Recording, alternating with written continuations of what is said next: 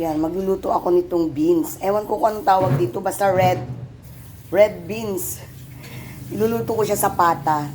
Tapos lalagyan natin ng talbos ng kamote. Para siyang sinigang, pero hindi siya maasim. Meron tayong pata dito. Yan, nilagyan ko ng kamatis kasi diyan ko dudurugin yung kamatis natin. Lagyan natin ng patis. Yan. Para lumasa lang sa karne. Lagyan natin paminta. Lalagyan natin yung beans. Kasi kailangan malambot na malambot. Yung durog na durog yung beans na yan. Matagal kasi yan lumambot. Kaya isasabay natin sa palambot ng karne. Yan. Mas nauna pang lumambot yung karne kaysa sa beans. Pero malapit na siya. Sarap. Sarap nito guys, promise. Hindi ko alam kung ano yung tawag sa inyo. Ito yan o, yan. Para siyang munggo.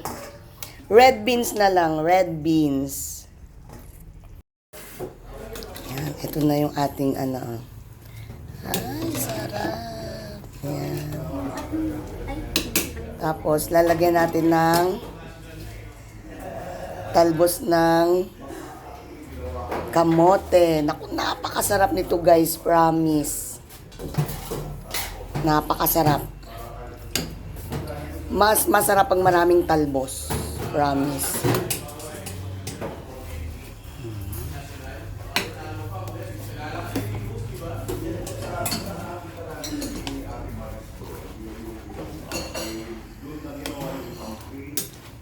Mas masarap to pag maraming talbos ng kamote. Sarap niyan, guys.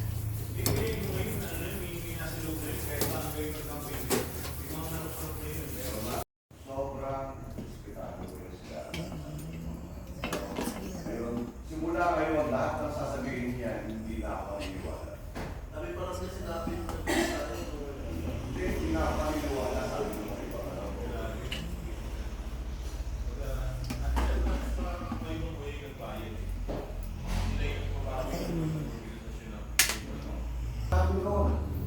Ayan na ang ating pata na may beans, red beans.